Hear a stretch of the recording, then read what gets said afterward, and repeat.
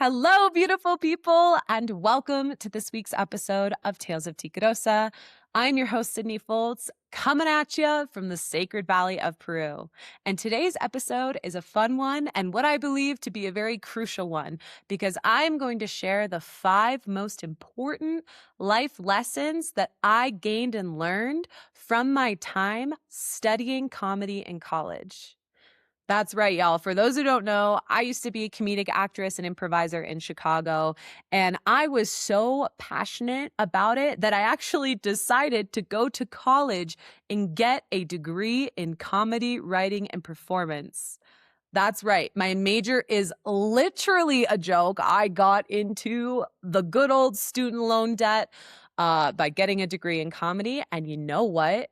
I have no regrets and I wouldn't change it for the world. Now, listen, my life is very different now. I am a facilitator in the healing realms, in the healing space, and I am not a practicing comedic actress anymore. Who knows? Maybe one day I'll return to it. But right now, my soul has found a greater purpose and a greater fulfillment in life. But what's so cool is that even though comedy and acting and improvising and voiceover was such a deep passion at one point in my life, I've actually been able to take the very key lessons and training and initiations from that time and not only bring it into my work as a facilitator, but also apply it to my life. And I feel like these lessons are so potent and hold so much wisdom and so many gifts that I just have to share it with y'all because I think every single person in the world can apply these teachings into their life. So, a little background story. After I graduated high school, I moved to the big old city of Chicago from the suburbs, and I started my major in comedy writing and performance at Columbia College Chicago. And this program at the time was the only comedy degree that you could get at a university or college. I think now there's like a couple more schools who do it, but this program was created and founded by Anne Libra, an amazing woman and a very important person and woman, especially in the comedy scene of Chicago. Like she really is a very pivotal member of the comedy community. And she built a beautiful degree. She built a beautiful major that was full of so many initiations and was really its own healing journey within itself. So when I entered as a freshman in 2014, we had a lot of people starting this second year of the comedy major and comedy degree. And it's really interesting because by the time I graduated in 2018, maybe less than half of the people who started the major actually graduated and actually completed the program. And I believe it's because this program was tough. Like you would think comedy, how easy and fun. And yes, it was so fun, but this program was not for the faint of heart. Like it was really designed in my eyes to just break you down and send you through an entire initiation of very humbling ego deaths to then build you back up into the incredible performer that you were destined to be. You know, comedy is all about really underneath it all. It's like, what is the message that you have to share with the world? And how can you present it in a way that's fun, that's funny, that's smart, that's intelligent, but something that people can really receive and digest in a very interesting way? Like a lot of my classes were centered around comedy theory, like what makes people laugh, how to set up jokes and how to set up scenes in a really intelligent way and different maps and pathways that you can go down. And there were so many different components to this major, and one of them was a very intensive semester at Second City. And for those who don't know, Second City is like the big bang hub kind of that opened the doorway to comedy and performance, not only in the United States, but in the world. I mean, Second City is the birthplace of improvisation. Chicago is the birthplace of improvisation. And I'll get to what improvisation is in just a moment. But some of the biggest stars came from Second City. You got Amy Poehler, you got Stephen Colbert, you got Kenan Thompson. I mean, Key and Peele, like, so many amazing stars came from this beautiful place and this beautiful hub. And one of my semesters was spending every day 9 to 5 in Second City with the same cohort. And at the end of the semester, you would create an entire performance and show that would be put up on the main stage. It was very cool and very exciting, but also very intense.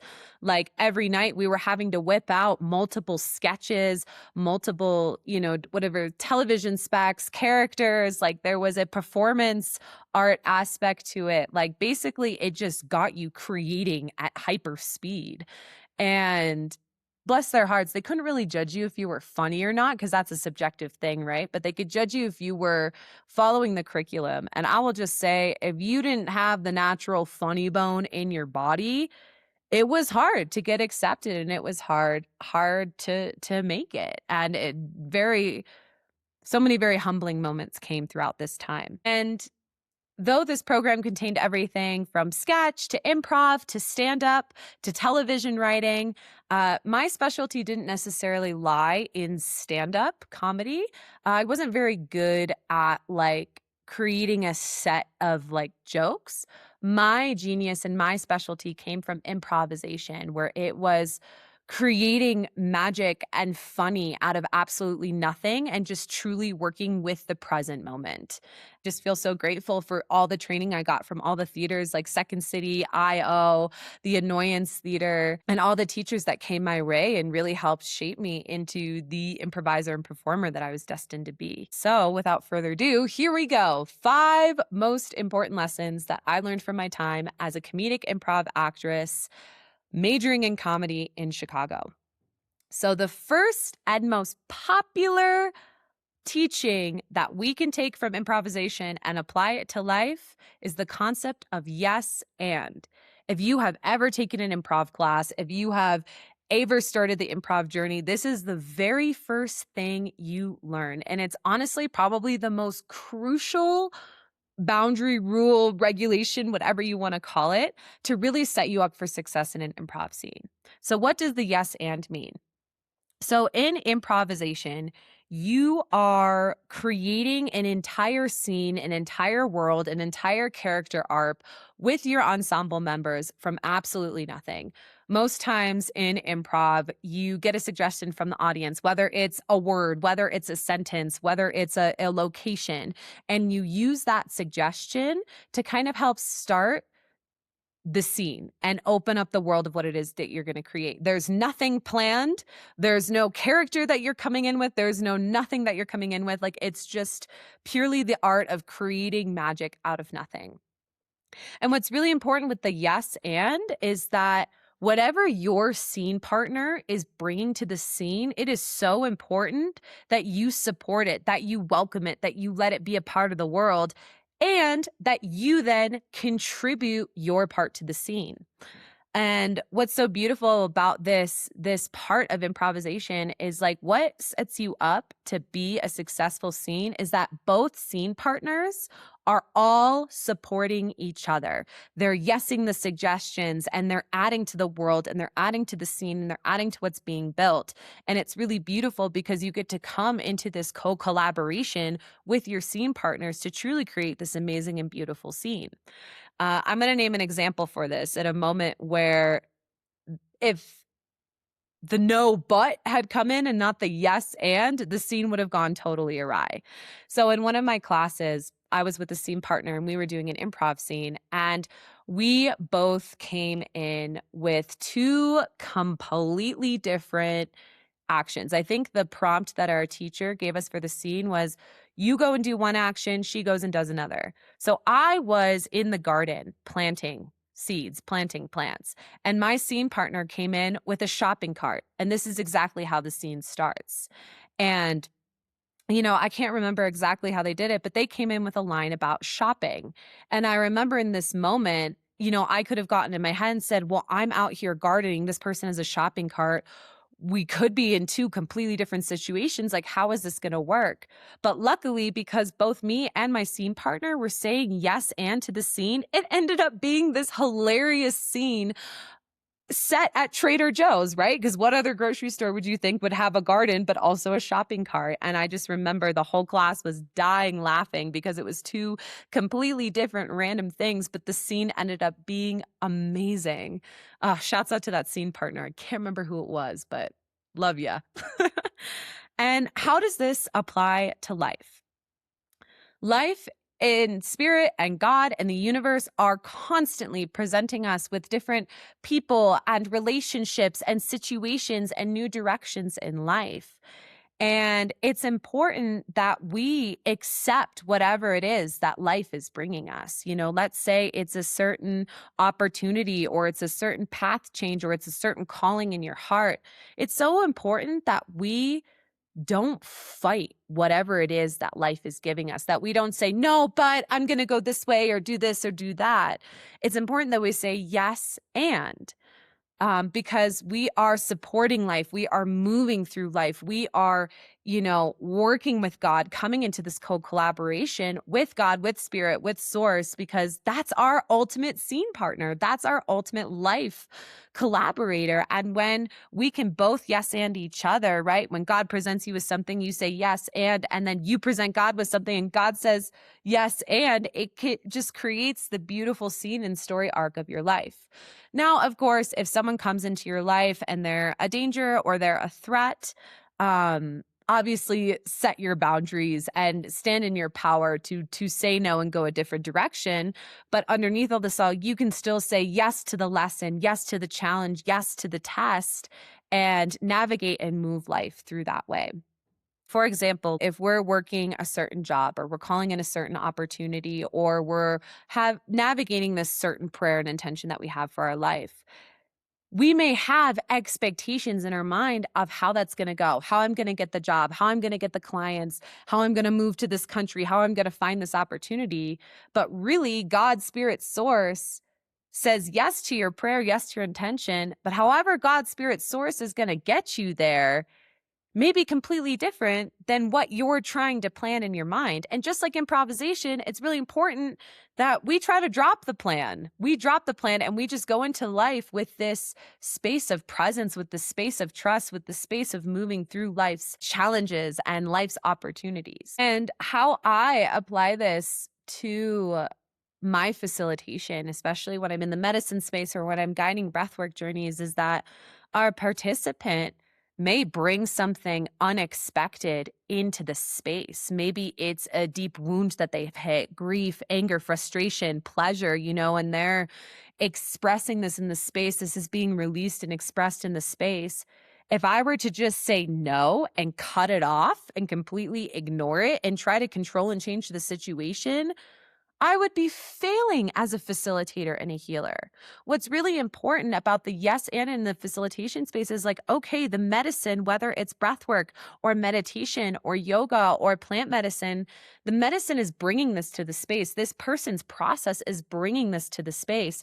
And it's my job as a facilitator to accept it, to say, yes, this is happening. Yes, this is a part of your process. Yes, this is a part of your truth. And how are we going to navigate it in the space? What tools do I need to bring to the scene or the ceremony to be able to help this person regeneratively move whatever it is that you're going through? What do I need to do as a facilitator, as a space holder, to hold the boundaries of the scene, to hold the boundaries of the ceremony, to ensure that this thing that's being presented is able to move and navigate in the story in a regenerative way? So the biggest thing that we can take from yes and apply it to our life is, how can we say yes and to life? How can we say yes and to what life is presenting us? How can we stop saying no, but, or stop negotiating with life, or stop trying to change the scene, or not change the scene, but control the scene in a way that's very limiting? And how can we take what life is presenting us and say yes and then bring your contribution, bring your choice, bring your actions to the scene of your life to help steward it in a very regenerative and magical way? Now, the second most important lesson that I learned from my time as an improviser is the concept of go before you're ready. And this is a teaching from John Hildreth, who is an amazing improv coach, amazing improv teacher. He is such a fun guy. I absolutely loved his classes. And I just remember receiving so much from his teachings and his wisdom and the way he led his workshops and his classes. So, what is this concept of go before you're ready? So, let's say we're in an improv scene, right? A lot of the time, the ensemble is either backstage or on the back line, waiting for their turn to either swipe the scene and start a new one, or maybe tap out a character and come in as a new character. Improv is all about this kind of game of the scene, right? And we were almost acting as editors of the scene as well. So whenever we wanted to swipe a scene and start a new one, whether it landed on a really good joke or we felt called to tap in a character and add a new contribution to the scene, this concept of go before you're ready was really important. And I think it's really important for life as well. Because let's say if you are on the back line of a scene and you're trying to plan, you're trying to wait for the most perfect planned out moment to come in with your character or your idea, it's not going to work, right? Like we mentioned, like going with plans in improv, not great. It could really set up the scene for destruction. But also, a lot of times, like you could have stage fright, or you could be afraid to go up, or you could be sitting there with all this energy ready to contribute to the scene. And you could have this limiting belief in your mind that you're not ready, that you need to wait for the absolute most perfect moment to go up into the scene and shine. But what's really beautiful about this concept of go before you're ready is like when you just feel that intuitive pull, or when you almost let spirit guide you into coming into the scene before you actually feel ready. That's where the magic lies. That's when you're just thrown into the present moment of the scene. You have no idea what's going to happen next, but you follow the truth. You follow the intention. You follow the inkling that you have to contribute to the scene. It's almost like sometimes you come into a scene and all you have to do is a movement or an action, and then it turns into the character. And it's all about working with the present moment and what's right there. And I've applied this rule, go before you're ready, a lot to entrepreneurship, because I'm sure some of you will resonate with this. When we are creatives, when we are service workers, when we are building these businesses, sometimes we can get so caught up in the mind of, oh, I need to wait for the perfect moment until I have all my ducks in the row and the website is ready and this, and that, to actually go out and do the thing that you're meant to do. And this can actually limit you. Like if I were to wait to do my work as a healer, my work as a facilitator, organize events, organize retreats, launch these beautiful offerings before I really felt like my mind was fully ready, I would probably still be in the waiting room. But what was really beautiful about taking this aspect of go before you're ready is like learning that whatever you have in this moment, the skills that you have in this moment, put them into practice, bring them into the scene, offer them, because once you actually go out and do the thing, that's the most potent space of learning possible.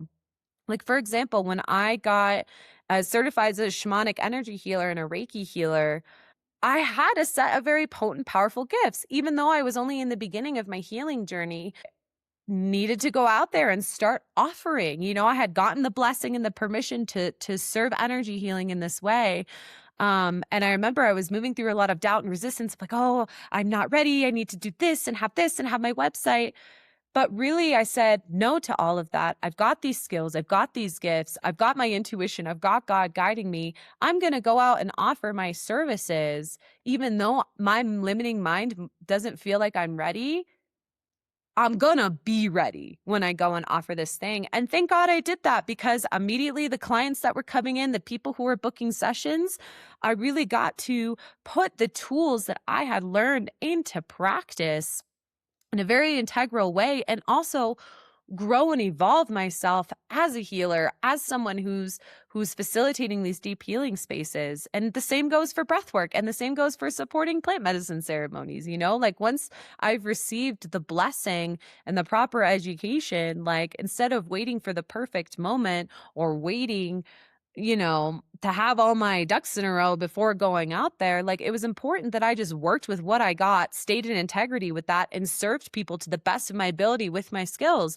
And from there, it has grown and evolved into this beautiful thing. Same thing with hosting retreats. My first retreat, I didn't have a huge audience. I had never hosted a retreat before. I had facilitated retreats before and I had worked other people's retreats, but I had never done this before.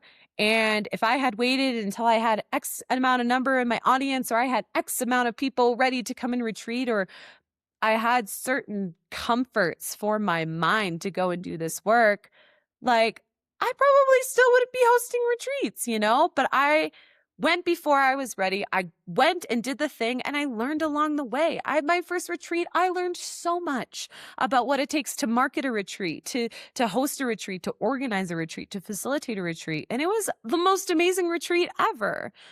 And I really got to help and support the women who attended that experience. But if I had stayed aside and not gone and done the thing and still waited for all this perfectionness, everything that would satisfy my Virgo rising to go and do the thing, like I would have been a disservice to those women because those women wouldn't have gotten that experience. So the lessons we can learn about go before you're ready is just make mistakes along the way. Learn from your mistakes. That is how we grow. That is how we evolve. That is how we become masters in our crafts, right?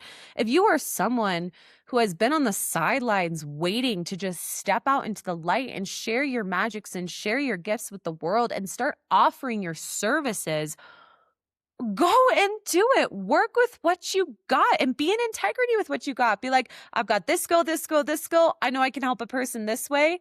Let's go. Let's start welcoming people. Let's start sharing this with the world and see how it goes. Even if it's starting a podcast and you don't know how to start a podcast, just start the freaking podcast and see how it goes along the way. Whether it's also offering your healing services, just going and working with the skills you have and just starting to do the goddamn thing. I promise you, this is where a lot of your growth, a lot of your transformation, and a lot of your expansion is going to happen by actually putting the skills you have into practice instead of getting in the mind and using this, oh, but I'm not ready. I don't have all this set up, as a distraction, as a limitation from you going out and doing the thing that God is asking you to do. Now, lesson number 3 that I took from my comedy degree and my time as an improviser in Chicago is be present and listen. When you are in an improv scene and you are on stage, you've just come on stage to contribute to the scene, you're not going to know how it goes. You're not going to know how the scene is going to develop. You have no idea what's going to be created on stage. But what's really important is that you stay in the present moment. You get out of your head. You stay centered in your body. You stay centered in the present moment, and you work with what the scene has, whether it's the suggestion, whether it's a gesture that your scene partner is making, whether it's the way your body is positioned, whatever it is, this character that wants to develop. It's important to be present and really listen to the scene instead of getting in your head and trying to control things and trying to make the scene something that it's actually not destined to be. Because here's the truth, guys, there is so much that is here in the present moment.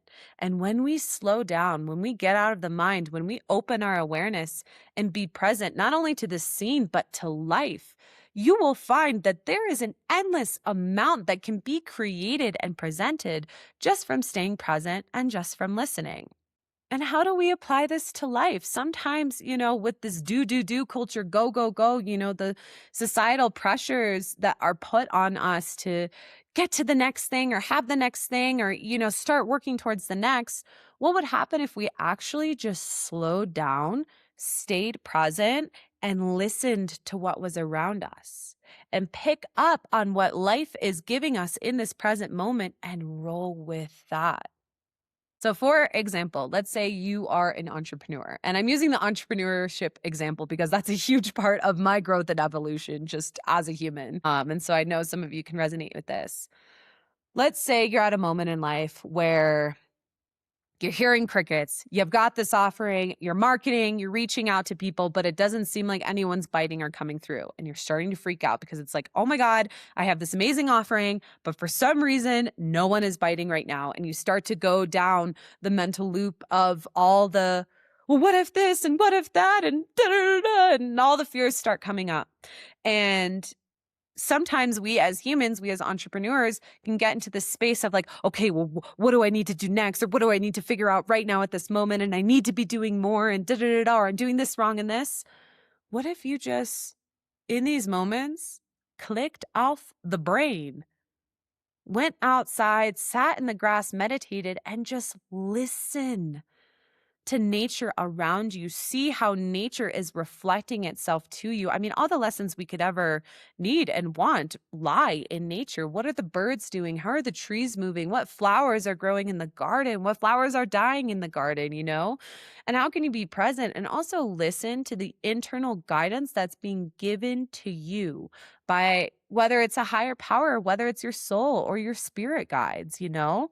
When we really take the time to just slow down, be present with life and listen, and then move with what life is giving us, whether it's being reflected in our external reality or within, we create so much space to create a new energy, to create a new momentum, to create a new way of doing things that can actually set you up for success.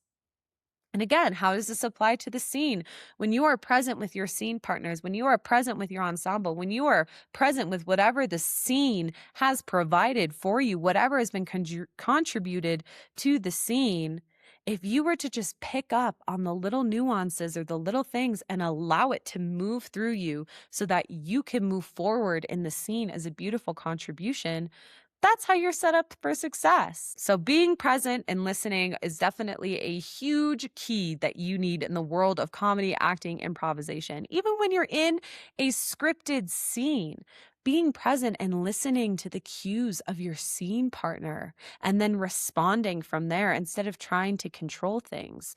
It's the same when it comes to facilitation. Like sometimes I've noticed with some facilitators, whether it's with authentic relating or gene keys or other things, like they feel like they need to do so much or they need to constantly be presenting something. Or even when you're serving medicine or hosting a medicine ceremony or a breathwork journey, like, and you're thinking like, oh no, like thinking of all the things that you need to do or accomplish or create, or we're going to whip out the tarot cards here, or we're going to have all these options for people to do because there's a part of you that's afraid with just being present with whatever's in the space. But what's really important as a facilitator and a healer is that you are so present with your client, that you are so present with the people who are a part of your group and your ceremony, and you're listening to what's happening in the space and you're giving space and presence to let the beauty of the ceremony unfold. Just like you can give presence to life and let the beauty of life unfold. Now, the fourth lesson that I learned from my time as a comedic actress and studying comedy, and this one actually comes from Anne Libra, who was the creator of the program, is finish every project you start, even if it sucks. Why? Because when we get into the habit of actually finishing projects that we've started, even if they suck, even if we don't want to share it with the world, we are training ourselves. We are giving ourselves the opportunity to see the entirety of the creation process through. Because again, this is how we grow. This is how we heal. This is how we learn. This is how we become masters in our crafts. You'll hear any artist in the world say this of like, you have to make shitty art to get to the gold. And what does this mean? If you're ever in a rut in life, or if you're ever at a standstill, my biggest intention for you is to just drop everything and create, whether it's painting, whether it's music, whether it's a podcast episode, whether it's a script, whether it's a book, whether it's a poem, and to see it through. Even if you're in the middle and you're like, oh, this sucks, or I don't like this word, stay with it, because what you're doing is you're building resiliency, you're building discipline, you're building devotion, and you're seeing something through from the beginning, middle, and end, because this is the process of an artist. This is a process that we should bring into all aspects of our career, our offering, our service, our creations. Because when you get into the habit of seeing things through the entirety of your process, it's like I mentioned earlier, that's where the nuggets of growth and transformation happen. For example, when I was whipping out sometimes 3 to 5 sketches every single night, or 3 to 5 pieces of art every single night at such a quick rate in Colombia, the school I went to, and if I were to not see through the scenes that I know were sucky, the characters that I knew were not going to hit, the pieces of art that I was so frustrated in, I would have never gotten to the gold, the thing that actually brought joy, that the thing that actually made people laugh, like the scenes and the characters that I was so proud of. If I didn't finish the shitty art or the shitty scenes or the shitty characters that I had created. It's like, practice makes perfect. And when we can get into this art of just getting out of the way, whatever it is, the mumble jumble that we just need to put down on paper or put into the guitar or put into the painting, it then gets that energy out of the way to bring us into a new energy fueled with the devotion, with the discipline, with the ability to see a project from beginning, middle to end to actually create the gold piece of art. So thank you, Anne Libra, for the amazing reminder and the amazing teaching of finish every project you start, even if it sucks, because it will lead you to an incredible piece of art and mastery gift of your genius. Now, the fifth and final teaching that I'm going to share today, the fifth and final lesson, and this one also came from Anne Libra, is you gotta fail to succeed. You have to fail to succeed. And this bounces off the last part of like finish every project you start. There were so many humbling moments on the stage where you just come in on an improv scene and your character flops, crickets in the audience, or you contribute something and it's awkward and doesn't quite fit or work and it's uncomfortable. Or maybe, I saw this with a lot of the stand-up guys, they coming in with this joke and it just doesn't land and it's awkward. Oh my God, I can't even tell you the amount of improv scenes that I've had where I've been like, wow, that sucked. We failed so hard. But what's so beautiful is that it's not even really like failure. It's just an opportunity to see, okay, where could I have been better? What could I have contributed better? What shifts or changes could I have made in my energy or in my character to be a better scene partner, to create a better scene? And then you take those beautiful lessons and nuggets and you move forward and you add those nuggets of wisdom into your craft, into your mastery, so that you can set yourself up for success in the next scene or the next writing or the next script. It's so true. And it's so humbling when we quote unquote fail or when we present something to the world that doesn't quite land. But again, this is where growth and transformation happens. You have to fail to learn. Things have to go wrong for you to learn. This goes for any job, any artistry, any type of facilitation, any type of art. I'm sure all of you can agree and reflect on places in your life where you super utterly failed and flopped, but you were able to take that failure into a lesson and become better in your mastery and your craft. It's the same thing with entrepreneurship. Let's say you have a launch that you think is, how could this not be amazing? This is a beautiful launch. I've worked so hard on this. It's going to help people X, Y, Z. And you launch it. And by the time that course starts, you got nobody signed up. Or maybe you have a couple people in there, but they didn't quite get from the program what it is that you hoped you would get out of them. Instead of running away from this moment, canceling everything, being like, I'm done doing this. I'm done with entrepreneurship. I'm just going to go and get a regular job. I'm not good at this. Da, da, da. Getting into that victim kind of loss mindset with the situation. How can you take the feedback from what is being presented to you, take it and make your offering better? Like let's say the two people you had in the program, maybe they weren't your ideal audience, or maybe they are people who could use your help and your skills. And you just need to understand like where they're at in their life more and do more research as to who they are. And then being like, oh, okay. So now knowing where my audience is or where my clients as of right now are, how can I contribute and support them with the skills I have and like make this slight refinement? Or maybe the launch was amazing, the offering's amazing, but your marketing was just not on point. So how can you say, okay, this didn't work, that didn't work, but what can I do differently? How can I stay present and listen to what needs to be done differently to actually set this up for success?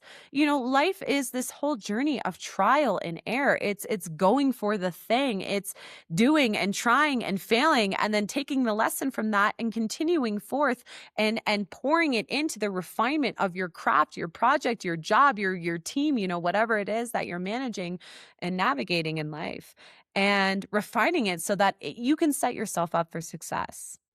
So those are the 5 lessons, the 5 most important lessons that I learned from my time as a comedic actress and how I've applied them to life, to entrepreneurship, to my work as a healing facilitator. And yeah, I hope you guys were able to get some very potent teachings and reflections off of this podcast episode. And honestly, I'd love to hear from you. If you're on YouTube, send a comment of which lesson was your favorite or which lesson you feel like you're experiencing right now. And it's cool because I feel like all of these lessons can just like flow into each other and move and work with each other as a team of lessons and education and initiations to help support you through navigating life and stepping into your artistry and stepping into your role as a leader for whatever it is that you're navigating in your life. And if you're resonating with me, if you've been wanting to work with me, I have amazing offerings available. I've got a retreat coming up this September for my women where we are going to work with the healings and teachings of Rose to help you step into your power as a woman, to heal the crunchy inner wounds and places within you that are keeping you small from going big and creating in life. We're going to be connecting with your prayer, Mother Earth, sisters from all walks of life, and really creating this new energetic frequency so that you can really be a match to your prayers and the beautiful things that you're creating in your life. And it's just really fun because it's like a giant week-long sleepover where we just get to be with a group of epic women and share stories and parts of our journeys and go through these amazing adventures and healing experiences together. So link to that is in the description below. And I'm also offering up 2 spaces for private healing mentorship with me in my 6-month program called Bloom. If you are someone who is ready to receive high-level support on your healing journey, in your journey of life, make a shift in your life, help you navigate through challenges through different modalities such as breathwork, shamanic energy healing, Akashic record psychic readings, feminine embodiment workshops, spiritual mentorships, somatic work. I'm here to help. Link below to also learn more about that. And yeah, thanks everyone for sticking around to the end of this episode. I really hope you were able to receive something from it. And I will see you on the next episode of Tales of Tigrosa. And if you liked this episode, please like, share, subscribe, hit that plus button, hit that thumbs up button, send a little comment because that helps boost the beautiful algorithm of Tales of Tigrosa to get this episode, these sharings and these teachings I have to all of the minds and ears and screens possible to those who are truly meant to listen and benefit from this wisdom.